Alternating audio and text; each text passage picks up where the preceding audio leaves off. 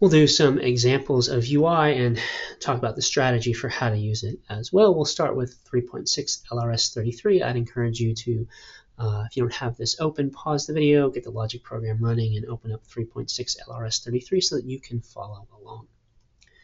All right, so we'll start with show conclusion. We could make an assumption, but we don't need to. This is going to be a very short derivation. So we'll bring in our premise. So our conclusion is fz, so we want to get fz. So how are we going to do that? Well, we're going to use our premise. And what is our premise? It's a universal quantification. So we're going to use our UI rule, which lets us get instances of that universal generalization. So we could say to UI. Now this thing pops up, this window. It says, please specify the instantial term. What is that?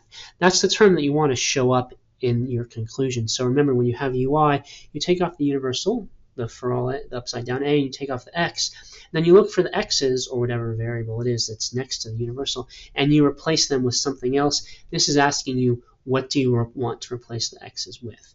We say nothing. Oh, actually, won't even let us say nothing. So what do we want? How about A? We get FA. And we could say UI, we can choose C, right? That's fine. We can do UI as many times as we want. What do we want? What term do we want? Do we want maybe X?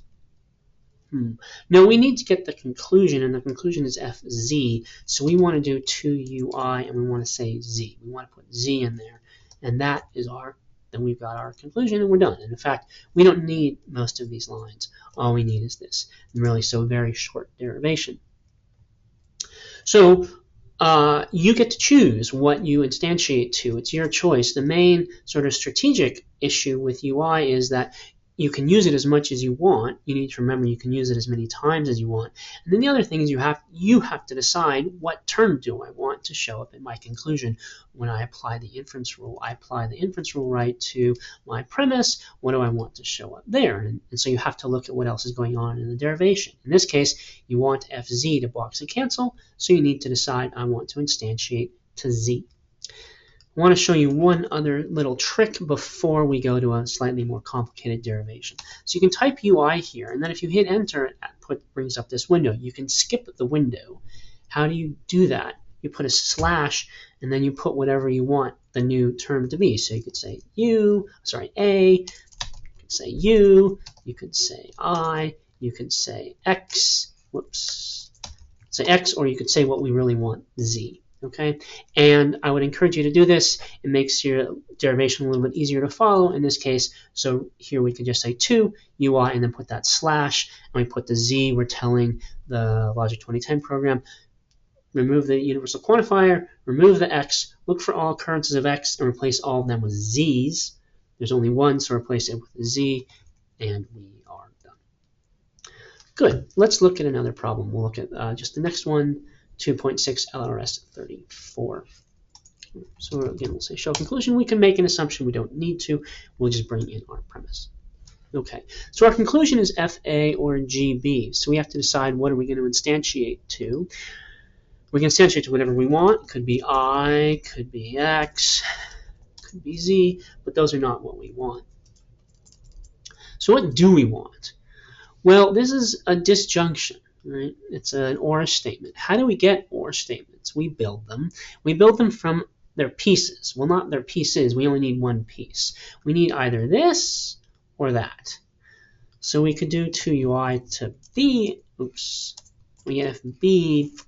Well, we could add on the right GB, but the problem is no, now we have FB or GB, and that's not what we want. We want FA or GB. So we made a mistake with our UI. We need to do 2UI to A. And we'll go back, we have to hit Shift-Enter to make it re-execute the command instead of just Enter. And now we get to add the GB on the right. And there we go. There is our conclusion. So again, we have to be clever in deciding what do we want to instantiate to. That's our choice. Let's look at 35. Show conclusion. We could make an assumption. We don't need to. We'll just do premise 1 and premise 2. All right, so we're trying to get to GB here. If we get GB, we have a direct derivation. We're done. We have two premises now. We're going to need to make them interact. So we look at this. We're going to instantiate this. we have to decide what do we want to instantiate it to. We can instantiate it as many times as we want, but we want what we instantiate this to interact with this. Yeah. So if we think about, well, how do you make something interact with a disjunction? It's, we're think about our elimination rules now. The previous derivation, we wanted to get to a disjunction. Here we have the disjunction, and we want to try to take it apart. So how do we do that? Well, we use the MTP rule, which requires we have either negation of this or the negation of that. So we have to ask ourselves, which, could we get? Can we get the negation of this or the negation of that? Yeah. So which can we get? Well, we can get the negation of this. So we need to do 2ui to a. So the way this works, and then we can do 3, 4 MTP, that gives us GB, and we have our direct derivation. So when you're instantiating, you need to think, I need this, what I instantiate, to. When I instantiate this, what I get needs to somehow relate to the other sentences or the other formulas in this derivation.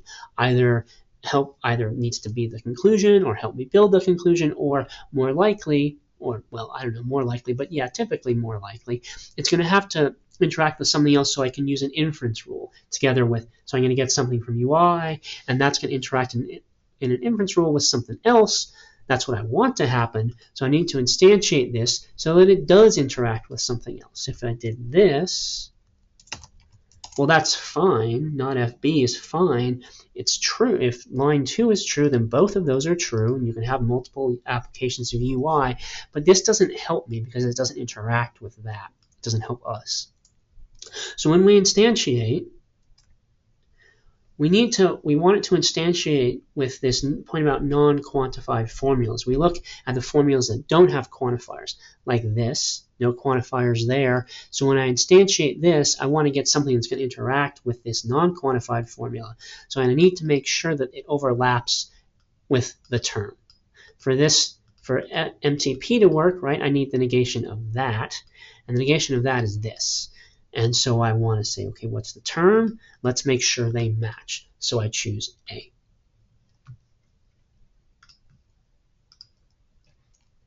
Let's look at 36. Again, we're not going to need to make an assumption. We'll just bring in our premises. So we look, and this time we've got not FA on line 2, no quantifiers there, but then on lines 3 and 4 we have 2 quantifiers, and we should look at our conclusion. We see it's HA, so we want to get to HA. Well, we have our universal quantifiers, so we want to apply UI to them, so we have to decide what. And when we do that, we think, well, what term, if I instantiate 3 or 4 to that term, will that new thing then interact with the other non-quantified formulas, right? And the non-quantified formulas are HA, which we're trying to get to, and not FA, which we already have. So what do we want to instantiate this to? To X? No, because that's not going to interact with the other stuff. There are X's here, right, but they're inside a quantifier. We're looking, when we instantiate this, for statements that don't have quantifiers, like this, HA and not FA, and not that. When we think about 4, we're not actually going to, this is never going to interact with 4 directly. 4, we're going to instantiate 4 as well. So where we need to look are statements without quantifiers, and that tells us what we want to instantiate to. So the term in there is an A. That's probably what we want to instantiate to. And let's instantiate both of these quantifiers then to A, right, using the slash notation. So we've instantiated them both to A, and hopefully we won't need to instantiate them again. You never know. We might have to go back and reuse one of them to get a different thing. But we're going to first see, okay, we know there's this A shows up in both the premise and the conclusion. So let's instantiate both of these to A and see if we can do anything. Well, this is another disjunction. And how do we use disjunctions? Well, MTP, which requires we have the negation of one side or the other. And we have the negation of this there. So we can do MTP with 2 and 5. And that gives us GA. And lo and behold, that's the antecedent of this, right? We don't use X from here. Instead, we're going to, because we instantiated this to A, now what we got from these two will interact with that 6. Okay, so we'll do 6, 7 MP, and that's just our conclusion. So when we're deciding what to instantiate to, we want to look at the other formulas, but not all the other formulas. We want to look at the formulas without quantifiers. The other formulas have quantifiers. Okay, we're going to instantiate those as well, so they may not stay X's. Maybe they will, maybe they won't. each of these, we think, let me look at the non-quantified formulas and instantiate to the letters that show up in them. Okay, let's look at just two more. We'll look at 64. 3.6 LRS 64. So if you need to get to that problem, go ahead and pause the video. I'm going to go ahead. So we'll show our conclusion. Again, we do not need to make an assumption, but we're going to bring in our premise. Well, line 2 starts with a universal quantifier on the left side, but that's actually in formal notation. Those are parentheses around it, and that's a conjunction. So the first thing we should do is simplify it. So now we have two universals, and we're going to need to instantiate each one, and we have to decide to what. Well, there aren't any, we look for the formulas without quantifiers, right? There are no quantifier-free premises, but our conclusion is quantifier-free, so we should look at our conclusion. When we look at this conclusion, what we see is a big conjunction, a conjunction of FA, GA, and FB. So what we want to do is get each of those and then build that up, and that will guide us in doing our instantiations. So we look and we think, well, here fx, for all x fx. So do we want to instantiate that once, twice, never?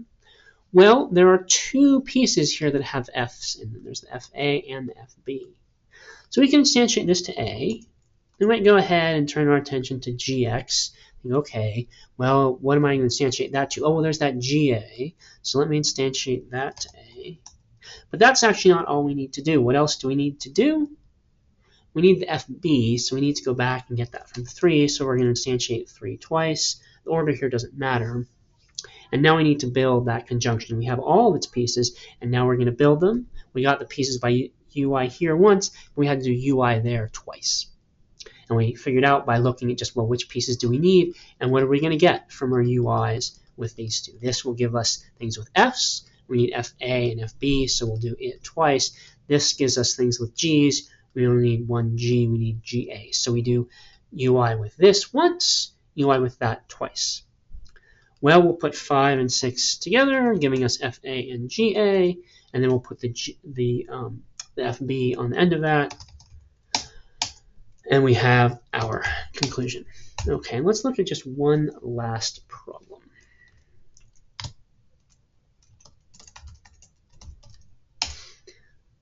So again, our conclusion is, this is 3.6 LRS 77.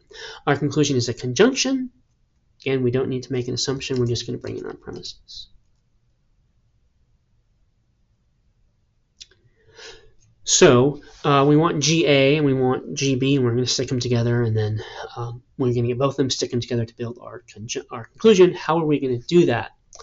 Because we don't have anything, there are no G's. Well, there's kind of a G, there's this GX in here.